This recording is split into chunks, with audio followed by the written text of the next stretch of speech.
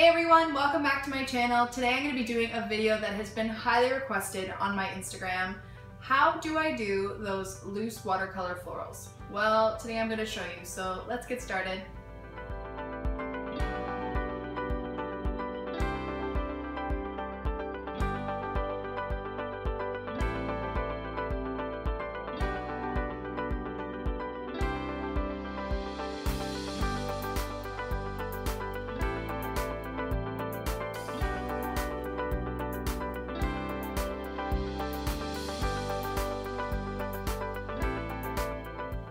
Okay everyone, so to get started, make sure you have all your materials. You have your paint palette, your paper, your brush, your water, and your paper towel. So the way I do florals are very loosely based. So it kind of gives you wiggle room to make mistakes, and it doesn't have to look too realistic, but it still looks like a flower. To start off, we're gonna pick a color. I'm gonna use my favorite color, which is pink for flowers.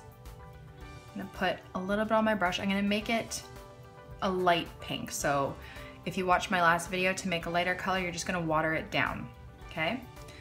So more water than paint will give you a light color. So to make the flowers that I do, I like to think that they're peonies. That's what they look like the most to me, but I mean, really, who knows? So I make C shapes. A peony's flower is kind of like a ball almost, right? So they start off when they're blooming, they're a ball, and then they bloom out this way. So all your strokes are gonna be curved strokes, C strokes. So to start off, you're just gonna do one kind of petal looking curve stroke, and you're gonna just do another, and it's all gonna kind of form into this ball shape, okay? Like that.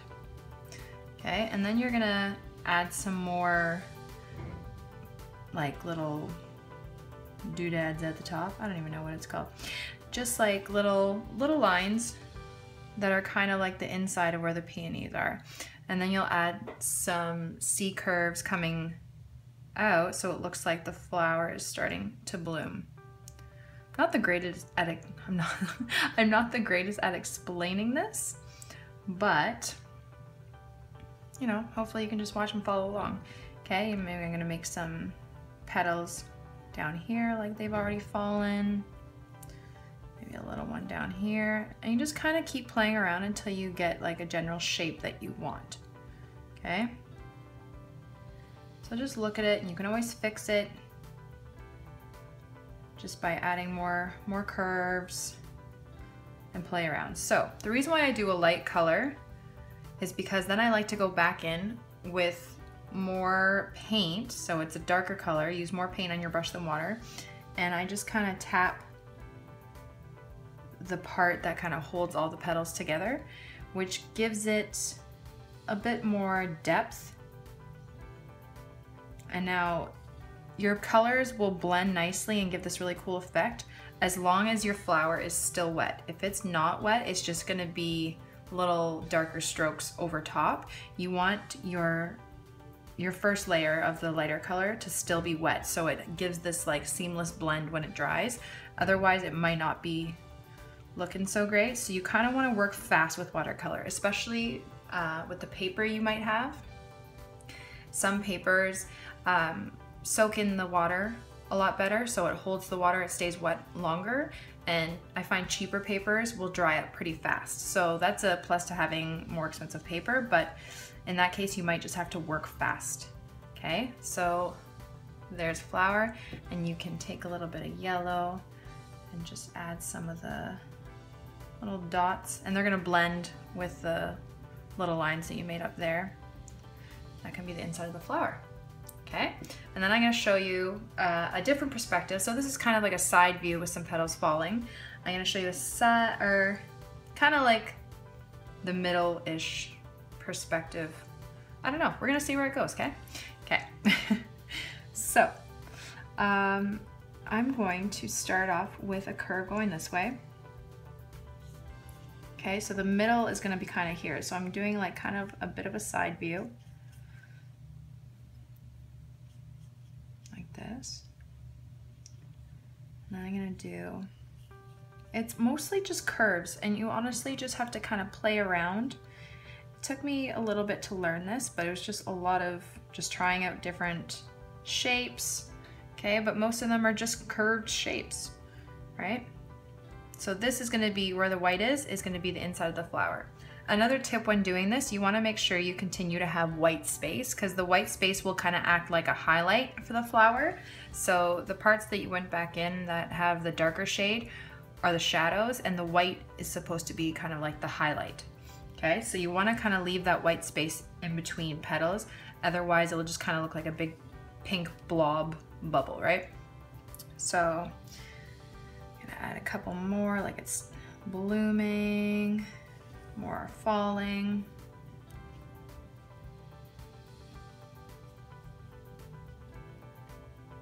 Okay, and they don't all have to connect at all.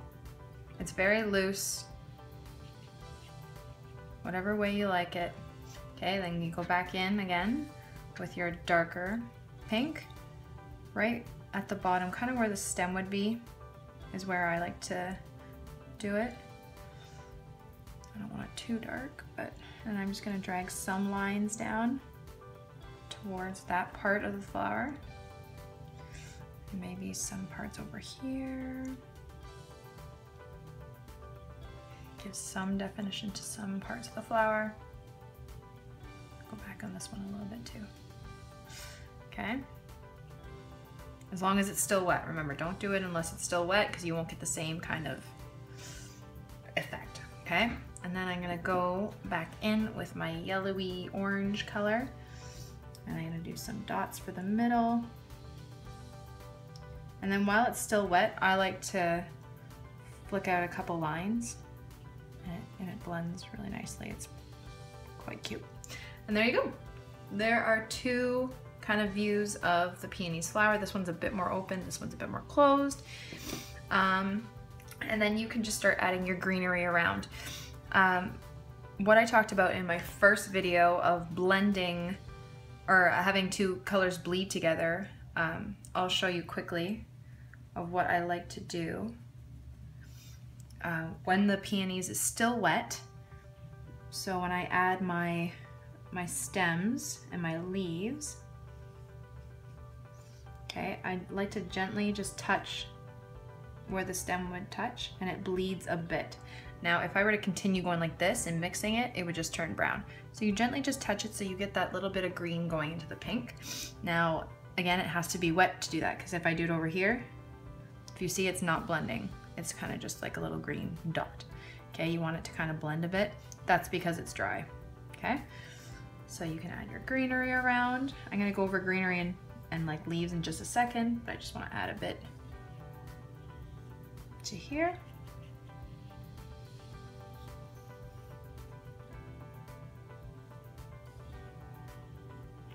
And there you go.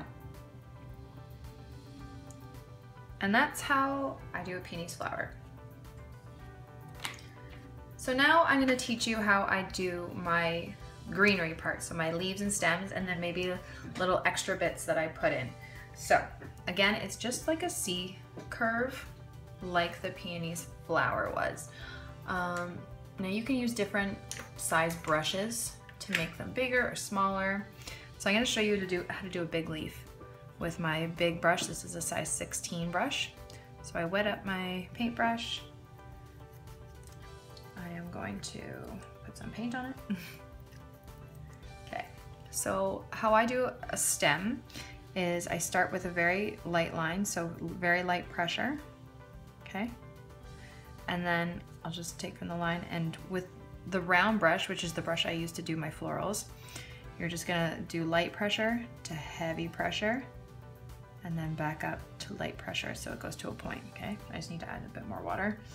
So light pressure, heavy pressure, light pressure, okay? And that's 1/2 of the leaf. And then you're just gonna touch again, light pressure, heavy pressure, light pressure. You can fill it in. All right.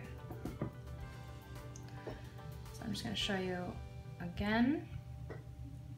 So I'm just gonna show you again. You do your little stem and you're gonna go light pressure, heavy pressure, light pressure, light pressure, heavy pressure, light pressure, okay? And it gives it that kind of teardroppy leaf shape. Now also what I like to do with my leaves is kind of like what I did with the peonies. Let me just wet this back up again a bit, hopefully. And a bit dry. If it's a light color, I like to go back in with a darker color and just kind of touch or go back over the stem and then touch the bottom of the leaf. And that gives it that shadowy depth like how we did with the flower. Okay, and you just kind of tap it. You don't need to blend it. And then when it dries, it gives a really nice shadow, okay? So you can continue to do these leaves with different shapes, different sizes. I can even go off this stem and make a smaller leaf. Okay, with a smaller brush. It's the same thing. So it's light pressure to do the fine lines, or you can use a smaller brush. And you're gonna go light pressure, heavy pressure, light pressure, okay? Light pressure, heavy pressure, light pressure. And the more like not perfect it looks, I think the better it looks, right? Not every leaf is perfect. Okay, you can do the same thing here. Light pressure, heavy pressure, light pressure. Okay? Now to do smaller leaves, like a smaller set of leaves, you just do the exact same thing. So you're gonna do your stem. And you can even just kind of use the shape of your brush. So you go light pressure, heavy pressure, light pressure, right? You just keep on going. Make it kind of messy. I think when you do loose florals, the messier it kind of looks, the better it looks. So don't even take your time. Sometimes I just go through really fast.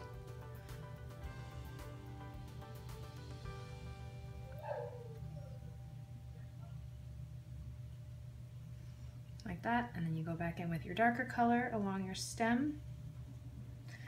And you can touch the bottoms of the leaves. Like that. And that is how I do my leaves in my greenery. I'm going to show you some other little couple flowers that I like to put into my bouquets. So I'm going to take maybe like a darkish greenish brown, and I'm just going to do a very light stem like that. And then maybe if you want to do some like lavender or lilac kind of shapes.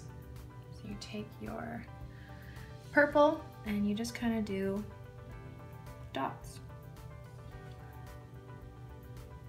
And if you tilt your brush a little bit, it gives it that like teardrop shape naturally. You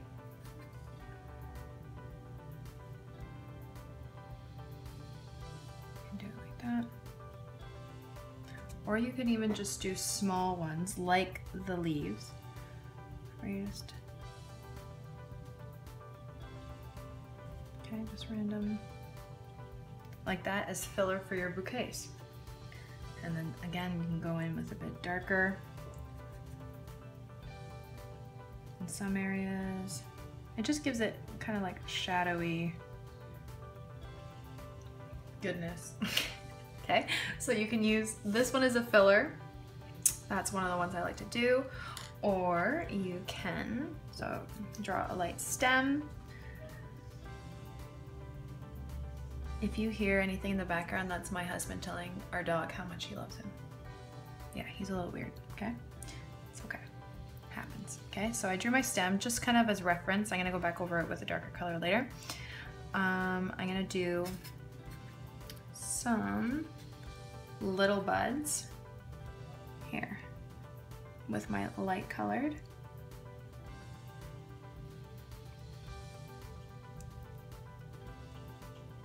And it's just, again, it's kind of like a rounded shape. Now you don't want it to be too round because otherwise it's just gonna be a ball, right? You need that white space in there to make it actually kind of look like a flower. So I'm just gonna fix that. Okay, do a little one off to the side here.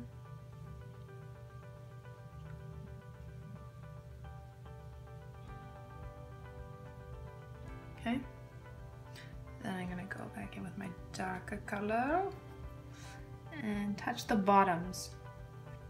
That's too orange. There we go. It's pinky orange. Okay, touch the bottom where it is. It should blend nicely. Now, if you watch my previous video, if you have too much water, if you haven't watched my previous video, you should do that just because there's basic techniques. One of the techniques I showed is if you have too much water, you might want to just dab it a little bit just to get it off and go back so it blends properly. And then you can go back in with your, oh my gosh, please tell me it's in frame, with your green, so you can let the colors bleed. So don't touch it yet, just go into your stem. Okay, and then just gently, while it's still wet, tap the bottom of the bud so the green gently bleeds into the pink. Okay, now if you make a mistake and you have too much water on it and it kind of takes over the pink, if it's still wet, you can quickly just lift it up. And in that case, you do the pink part all over again, just over top really quickly, if it's not too wet. And then do your green part and just slightly touch it, okay? And there you go, and there's some fillers and some leaves, and I show you how to do some peonies. Now I'm just gonna finish this one with a couple of the things I just taught you, and then we are done.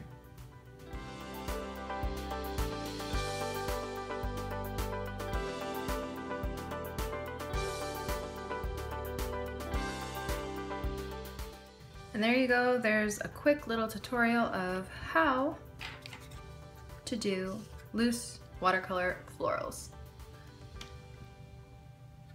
Thanks again for watching, guys. I really hope you learned something and I hope you liked the video. If you did, make sure you hit that like button and subscribe to my videos because I'm going to be putting out a new one every week this summer.